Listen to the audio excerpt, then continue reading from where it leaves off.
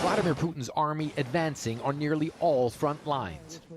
Inside Ukraine, but also as they try to expel Kiev's troops from the Kursk region in Russia.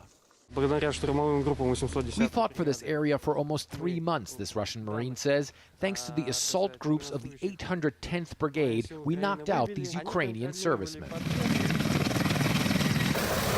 Moscow emboldened, now flat out telling the Biden administration, face it, you lost.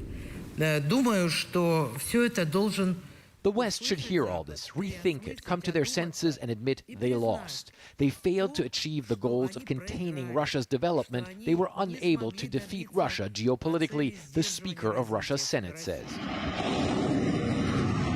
Moscow still fuming after the White House gave Kyiv the go-ahead to use U.S.-supplied longer-distance weapons to strike targets deep inside Russia. We understand the reaction of the embittered, frustrated Washington regime under the leadership of Biden, which lost the election, which did not receive support for its domestic and foreign policies from its own citizens, she says. We must understand that in agony they are capable of continuing to take the most reckless steps. The Russians claim they are not the ones escalating, even after striking Ukraine with a new hypersonic multiple warhead ballistic missile, and now publishing these graphics saying that missile could also carry a 900 kiloton nuclear warhead and reach NATO bases in Europe in a few minutes. On Red Square, people telling us they want de-escalation but support their leadership. We need to defend ourselves, because if America and Europe and other countries will give Ukraine all of the weapons and all of the resources they have, how can we live there? Of course, it's a dangerous time, this man says. You know, I won't display a second cheek if I was already slapped on the other. You have to fight for your righteousness and kindness. Putin arriving in Kazakhstan for a 2-day visit, also including a major security conference. Greeted with full military honors as countries in the region increasingly see Russia growing more influential on the road to a possible victory in Ukraine.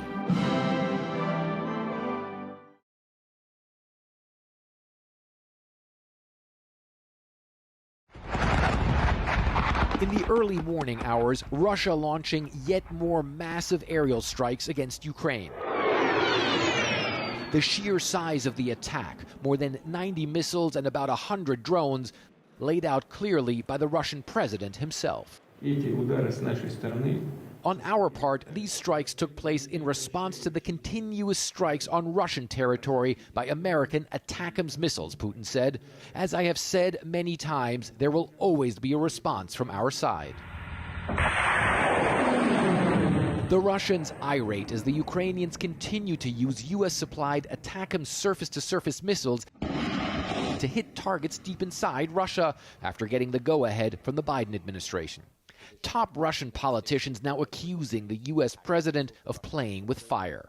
How big do you see the danger of an escalation right now?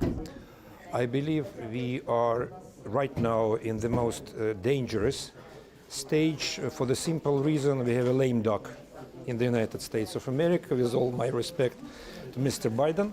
And the Kremlin threatening further use of their massive experimental multiple warhead ballistic missile Oreshnik, which they fired on the Ukrainian city Dnipro last week.